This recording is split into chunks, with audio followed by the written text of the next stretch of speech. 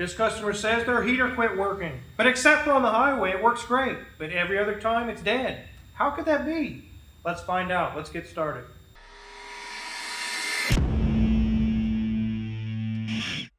This is a 2013 GMC Yukon Denali with the 6.2, 400 horsepower on this thing. It's got a few issues that the customer wants to look at. Number one, the heater doesn't work except for on the highway. When they're on the highway, they can get some heat starting to come through. But around town or just sitting at a stoplight, there's no heat. Also, they notice since they got new tires and wheels, they've noticed some rubbing going on. They want to know why would that be. We're going to show you that today as well. We're also going to talk about transmission service. The customer wants that done and an oil change. So before we dive into what's wrong with this thing, let's take a look around it. There's some things I want to show you. So right away we can see a Nevada plate up front, and on the hood one thing we can notice is it looks kind of hazy. There's lots and lots of swirls. You can see deep etching where it's been sanded and repainted, so I know that the hood's been repainted, and the headlights are mostly clear still. So come around to the side, you can see it has brand new wheels made by GFX, and it has some Michelin's. Nice new tires on it, and that's where the problems started happening for the customer. It doesn't seem to be repainted on the sides, but it's kind of hard to show. The roof has the swirls in it as well. We also see it has a Kentucky tag, so this vehicle's been around the way quite a few times.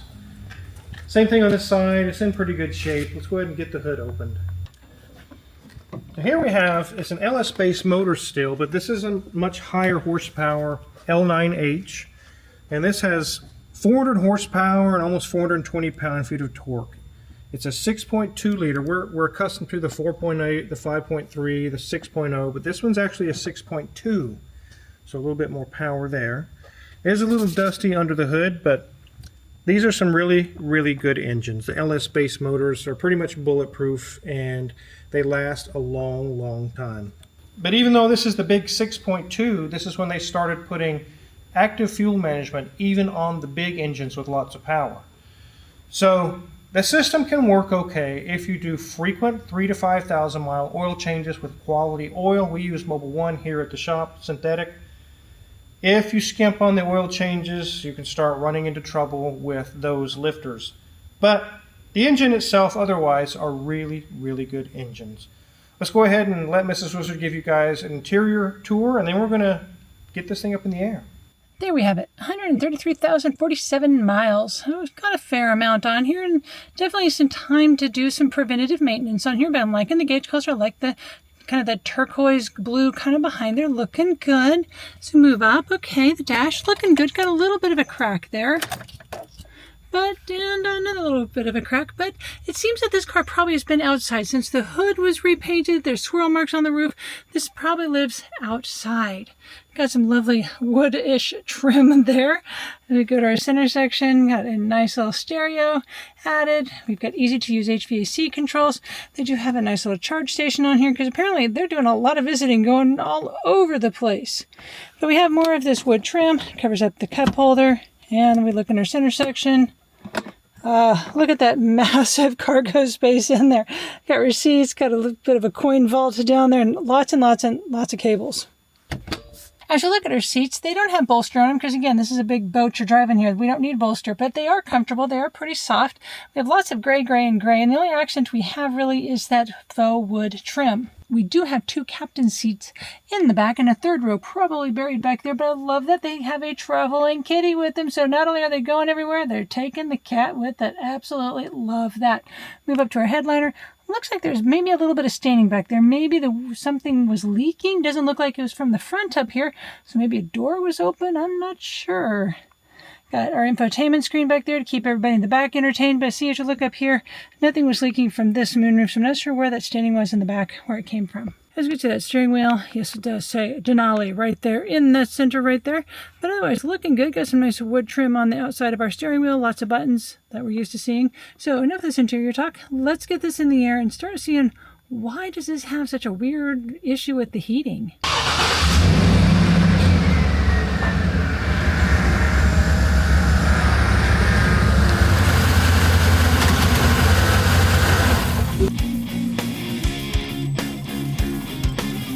All right, let's go ahead and take a look under this Yukon. We can see right away a little bit of coolant we're seeing leaking. We're going to investigate that here in a minute.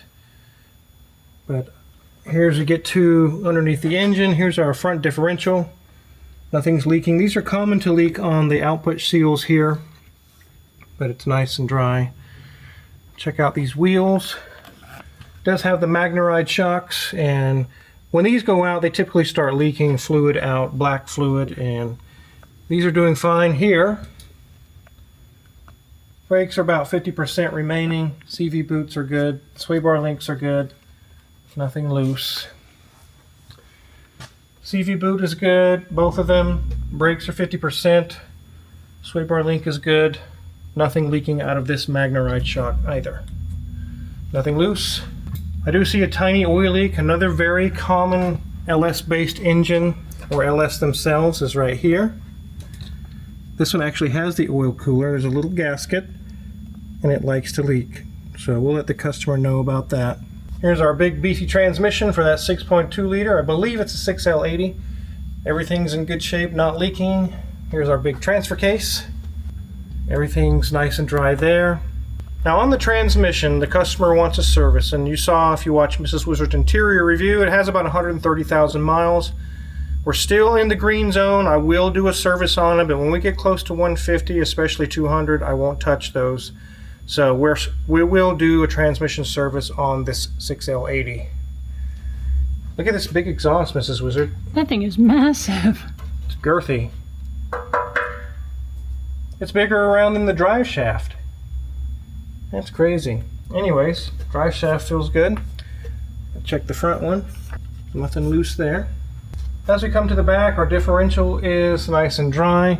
We'll check these wheels. It does have Magnaride, also air shocks. But these are in good shape. They're not blown and it's not leaking any fluid out. Sway bar leak is good. It looks like it got caught on a blanket or something. I don't know. We'll get that off of there. We'll check out the brakes. About 60% remaining on those. Nothing loose or leaking. Same thing on the brakes over there. I don't see anything leaking out of the shocks. Sway bar link is good. Nothing's blown on the shocks, so everything's good there. Spare tire is good also. Let's check the date codes on the other tires. So the customer states they have brand new tires put on, but one thing I see is the date code. So we see 14 of 23, so these tires are still a couple of years old. The customer says they're brand new, but I do see the nipples and the tread on here looks like brand new. It has the little nipples in between the treads and everything. So they look brand new. Maybe they've been sitting on a shelf for a couple of years. I'm not sure. We'll let the customer know, but they're not brand new as far as years. It's 2023 tires. Now thinking about tires, I mentioned that the customer stated there's some rubbing going on since they had tires and wheels put on, and they're concerned that something's broken in the suspension. I'm going to show you what we found. It's something you really need to research when you modify, go to different size wheels or different things. Let me get it lowered about halfway. One thing I notice about these wheels right off the bat is although they're stock size tires and stock size rims and everything, they're sticking out quite a ways. You guys see that? It's jutting out from the fender quite a ways. That can cause a problem with the wheel arc. It's turning radius. Now it's further out, which means now we're going to contact the wheel liner. So I'll go ahead and turn these wheels. Look at that, guys. You can see rub marks actually on the wheel liner. All it takes is to hit a small bump or something and it goes, very, very close to the wheel liner there. Now keep in mind the stock wheels would have this line right here, which means now it won't contact the wheel liner. These wheels have offsets that are sticking out a lot further, and so when you turn, it's contacting. Let's go check the other side as well. I'll turn this wheel in.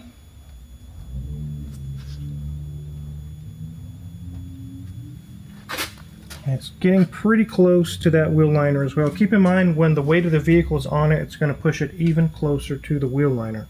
Is it a problem? No, it's not. It's not unsafe. It's not going to cause any issues. It's kind of annoying if you hit a bump.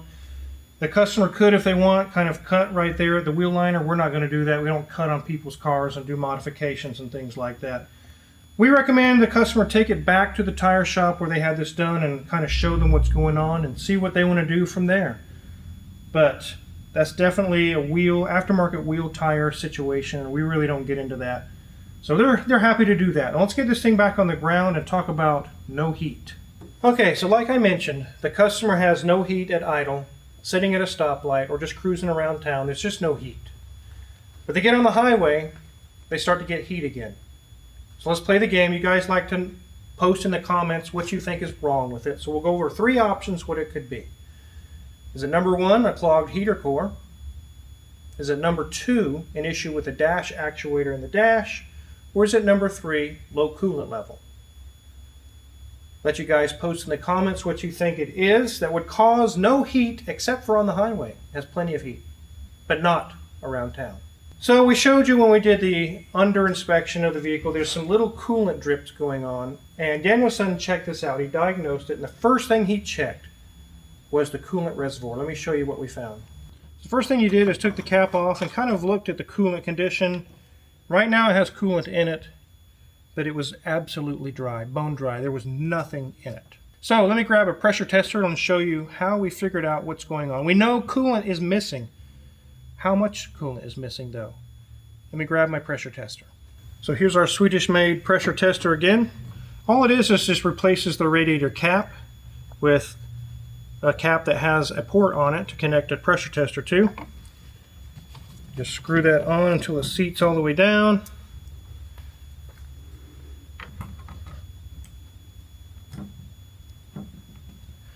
So all you do is keep pumping till you get to about 12 or 14 psi. You don't want to go to 20 or 30. You'll blow a hose or something. Cars operate at 15 to 20 range. That's where they operate. And what we'll find out when we pump it up is, so I've got my Wizard wand out, and you can see antifreeze pouring down the side tank on the radiator. Take a look. You can see this little flap here, where it's touching, is cracked right in there. So you saw the leak underneath. You know it's leaking coolant. When we pressure tested it, again, Danielson added some more antifreeze. We found out right about halfway down on the radiator, the side tank is cracked all the way through. Danielson added some antifreeze to see where we're at. It took 1.5 gallons. This thing was 50% low on antifreeze cruising around. So the answer to the question, why does it have heat on the highway but not anywhere else? It's not a blocked heater core. And it's also not a dash actuator, because once we put antifreeze in it, now it has full heat all the time, just sitting at idle. It literally didn't even have enough antifreeze to put into the heater core because it was so low. It was just barely enough to keep the engine cool from overheating. But at idle, the water pump impeller is just not spinning enough to push half of the antifreeze that's missing through the heater core. But once you get on the highway, you start spinning that up and getting it faster, starts to get a flow going enough for the heater core. So like I said, we added antifreeze, the problem went away. It needs a new radiator. That's what's wrong with this. The antifreeze level was 50% gone. And the question is, well, where did it go? We did find out now where it went. I think the customer hasn't had this vehicle too long, and so they're not fully familiar with everything that's going on. It's not a fast leak that just leaves giant puddles. It's just a little drips here or there. It leaves little drips everywhere it goes. And over time, it has gotten really, really low. In our Amazon affiliates link in the description below, we have a lot of tools listed for sale. Just like this one, it has a kit of all these little caps and the pressure tester. You can really get to the bottom of where your engine is leaking by buying one of these. Very, very handy tool. So I've had arguments in the past with people, especially on the plastic side tanks on radiators. Why don't you just put some epoxy on it and call it good? Why are you trying to replace radiators all the time? The thing is the plastic that's on there is made for the temperature swings. Ice cold to 200 degrees, almost boiling hot. Getting hot and cold over and over. There's no kind of glue on planet Earth that's going to be able to glue plastic together and seal it off and handle all those temperature swings. It's eventually going to give way because it gets too cold, too hot, the seal breaks. I've seen guys try to do that with plastic weld or different things, and it never holds. It lasts a month or two, and then it starts leaking again. Plus, the plastic on both sides, due to age, have gotten brittle. it could crack again. It can break somewhere else. It's not time to try to glue things. We don't do that kind of work here anyway. Just glue it and send it out the door. Secondly, why don't we just send it in and get it rebuilt and get the side tanks replaced and be back in business? I actually did that 5 or 6 years ago. I actually got a quote from a local radiator shop that's in Wichita. I said, what does it cost to replace the side tanks? He said, about $200. We clean it out, refresh it, put new side tanks on, $250 range, depending on what kind of radiator it is. Today you can buy a whole radiator, brand new, for about that much. Sometimes even cheaper. I've done cars that have a radiator that's $100, $90. Why are we going to spend $200 to get it rebuilt? So radiators, for the most part, unless it's a strange one-off car or a rare car, usually it's just cost effective. Replace it. It's the best way to get brand new everything. Thank heavens it's not the heater core, because we've done videos in the past you guys have seen where we have to pull the whole dash out of the car, completely out, to get the HVAC box out and split it apart and do all the things. And usually when we do that, we do actuators, heater core, and evaporator core, because you know as soon as you put it back together and you only did the heater core, 6 months later something else is going to break. And you'll be like, well, why didn't we address that when it was apart? So we always do all of it or none of it. But luckily, the cheaper option is what failed, the radiator, not the heater core. So we've solved this customer's issues. Why is my heater only working on the highways? Because the coolant level is so low, it can barely keep any coolant going through the heater core because the radiator's cracked. The radiator will solve it. What's going on with the wheel rubbing? You guys saw with the aftermarket wheels, the offset is wrong. It's allowing it to contact the wheel liners. They'll take that back to the tire shop. We are going to do a transmission service on this and just an oil change. This Yukon will be back on the road and have full heat ready for the winter. If you're curious what kind of tools we use to fix all these cars, just like the pressure tester I just showed you, check our Amazon affiliates link again in the description below. A lot of the tools we use every day, tried and true, are listed for sale there. If you purchase any of them, we get a small cut and really appreciate it. Make sure to hit the subscribe button on the way out and hit the notification bell because there's so many more good videos to come. Thanks for watching.